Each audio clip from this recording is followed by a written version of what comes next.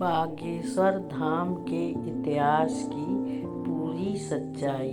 बागेश्वर धाम का इतिहास जानकर हो जाएंगे हैरान। बागेश्वर धाम मंदिर का इतिहास। बागेश्वर धाम मंदिर एक पुराना चमत्कारिक मंदिर है। यह मंदिर छतरपुर के पास बागेश्वर धाम में स्थित है और यह बालाजी का मंदिर है।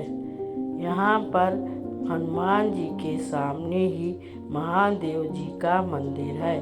बागेश्वर धाम मंदिर भगवान बालाजी का फेमस मंदिर है।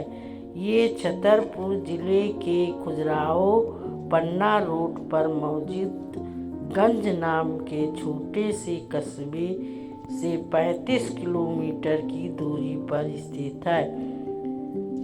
20-30 साल पहले करीब 1980 में इस मंदिर का जीर्णोद्धार कराया गया था। उसके बाद यह मंदिर काफ़ी प्रसिद्ध होता चला गया। वर्ष 1987 में वह संत सेतुलाल जी महाराज का आगमन हुआ। ये आचार्य धीरेन्द्र कृष्ण शास्त्री के दादाजी थे।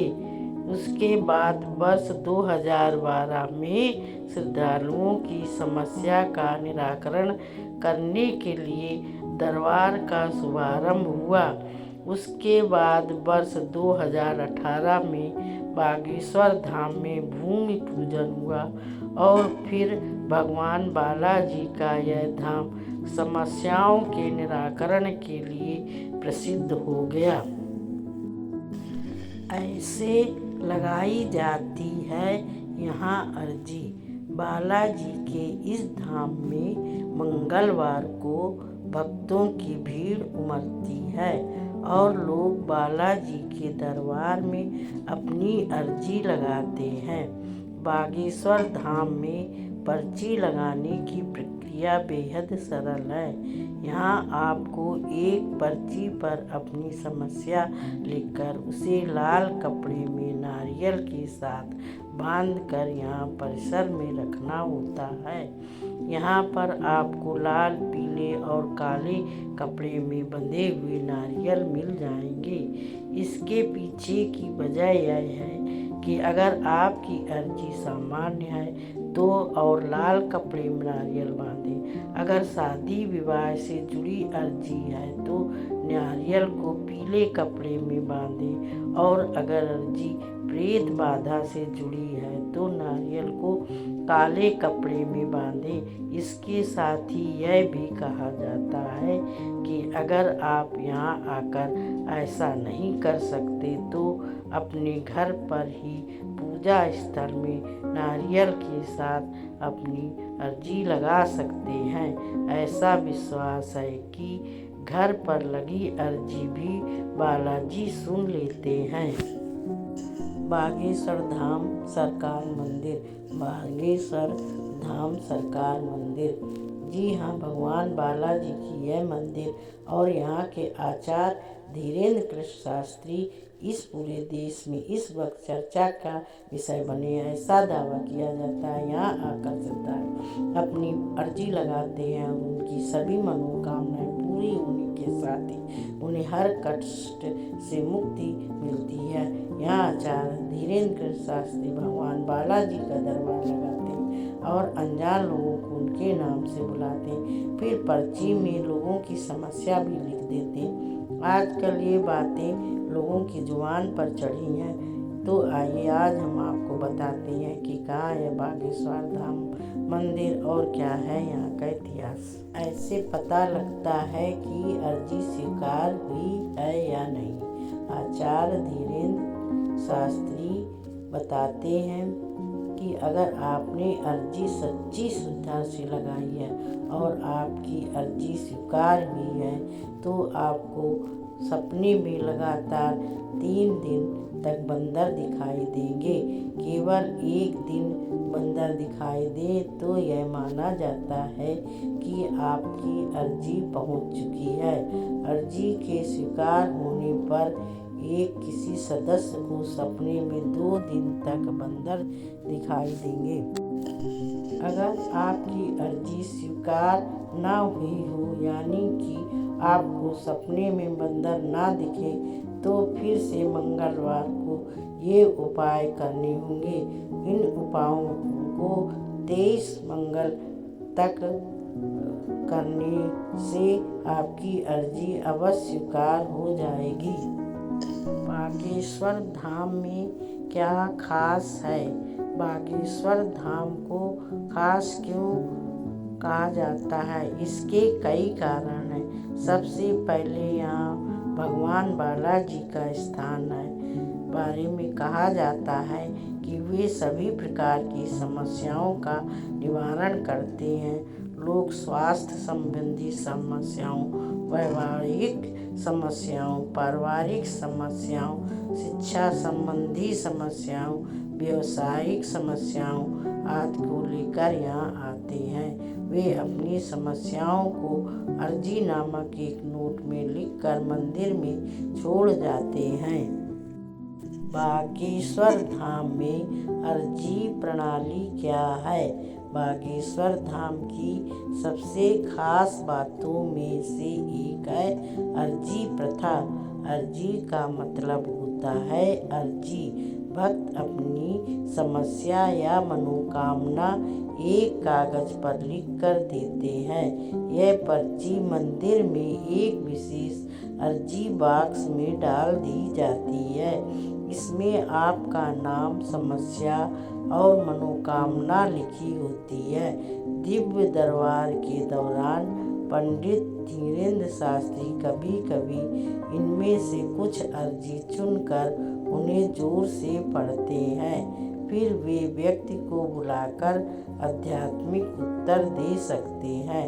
अगर आपकी अर्जी नहीं भी चुनी जाती है तो भी लोग मानते हैं कि केवल श्रद्धापूर्वक उसे भेज देना ही आशीर्वाद पाने के लिए पर्याप्त है। यह कोई जादू नहीं, बल्कि गहन आस्था और भक्ति है। कई लोग पंडित धीरेन्द्र कृष्ण शास्त्री से व्यक्तिगत रूप से मिलना चाहते हैं। हालांकि बागेश्वर धाम में भक्तों की भारी भीड़ होने के कारण व्यक्तिगत मुलाकात संभव नहीं है। दिव्य दरबार में जाकर उनसे मिलना सबसे अच्छा है। वहाँ वे जनता को संबोधित करते हैं, लोगों को कथाओं और धर्म ग्रंथों के माध्यम से मार्गदर्शन करते हैं और कभी कभी कुछ लोगों को व्यक्तिगत आशीर्वाद के लिए चुनते हैं। यदि आप उनसे मिलने के अपने अवसर को बढ़ाना चाहते हैं तो निम्नलिखित कार्य करें। दिव्य दरबार के दिन बागेश्वर धाम जाएं, अपनी अर्जी सही बॉक्स में जमा करें, सभा में शांतपूर्वक बैठें और सत्संग सुनें। यदि आपका अर्जी चुन लिया जाता है तो वह आपको आगे आमंत्रित कर सकता है। उनके दर्शन करना उनके दिव्य मार्गदर्शन पर निर्भर करता है और हर किसी को एक व्यक्तिगत क्षण प्राप्त नहीं होता।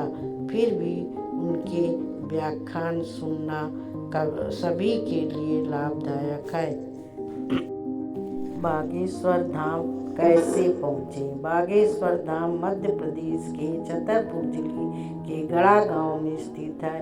यह सड़क, रेल और हवाई मार्ग से जुड़ा हुआ है। यहाँ पहुँचने के मुख्य मार्ग ये हैं। सड़क मार्ग आप छतरपुर 35 किलोमीटर, पन्ना 45 किलोमीटर या खजुराहो 50 किलोमीटर से टैक्सी, निजी कार या बस द्वारा पहुँच सकते हैं। सड़कें अच्छी हैं और रास्ता आसान है। रेल मार्ग छतरपुर रेलवे स्टेशन सबसे नज़दीकी स्टेशन है। आप यहां से धाम तक ऑटो या टैक्सी ले सकते हैं। इसके अलावा आप खजुराहो रेलवे स्टेशन का भी इस्तेमाल कर सकते हैं। हवाई मार्ग सबसे नज़दीकी हवाई अड्डा खजुराहो हवाई अड्डा है। वहाँ से बागेश्वर धाम के लिए टैक्सी या कार किराए पर ले सकते हैं। निजी टैक्सी किराए पर लेना सुविधाजनक है। बागेश्वर धाम के निकटतम रेलवे स्टेशन यहाँ से भोपाल, झांसी और दिल्ली जैसे बड़े शहरों के लिए ट्रेनें चलती हैं। स्टेशन धाम के बीच की दूरी लगभग 35 किलोमीटर है। यहाँ आप स्थानीय ऑटो या टैक्सी किराए पर ले सकते हैं। इसके अलावा खजुराहो रेलवे स्टेशन का भी इस्तेमाल कर सकते हैं। हवाई मार्ग सबसे नज़दीकी हवाई अड्डा खजुराहो हवाई अड्डा है। बागेश्वर धाम के लिए टैक्सी या कार किराए पर ले सकते हैं। टैक्सी किराए पर लेना सुविधाजनक है। बागेश्वर धाम के निकटतम रेलवे स्टेशन यहाँ से भोपाल, झांसी और दिल्ली जैसे बड़े शहरों के लिए ट्रेनें चलती हैं। स्टेशन और धाम के बीच की दूरी लगभग 35 किलोमीटर है। यहाँ आप स्थानीय ऑटो या टैक्सी किराए पर ले सकते हैं। खजुराहो रेलवे स्टेशन एक और नज़दीकी विकल्प है, खासकर मध्य प्रदेश के शहर से आने वालों के लिए। यह वहाँ से लगभग 50 किलोमीटर दूर है और विभिन्न राज्यों से ट्रेन कनेक्टिविटी भी प्रदान करता है। भोजन और सुविधाएं धाम के आसपास चाय की दुकानें, नाश्ते और छोटे रेस्टोरेंट जैसे साधारण भोजन के विकल्प उपलब्ध हैं। बड़े आयोजनों के दौरान भक्तों को प्रसाद भी वितरित किया जाता है।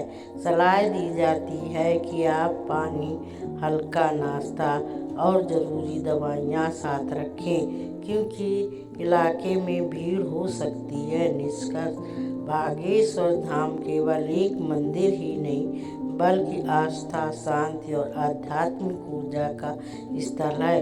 लोग आशा लेकर आते हैं और कई लोग अपने मन में नई ऊर्जा लेकर लौटते हैं। चाहे आशीर्वाद हो या समाधान हो, यह सांत्वना, यह धाम सभी को कुछ न कुछ प्रदान करता है। भगवान हनुमान के आशीर्वाद और पंडित धीरेन्द्र कृष्ण शास्त्री के मार्गदर्शन से कई भक्तों का मानना है कि यहाँ आने के बाद उनके जीवन में सकारात्मक परिवर्तन आते हैं। अगर आप भी ऐसा मानते हैं तो बागेश्वर धाम में भी आप ऐसा कर सकते हैं।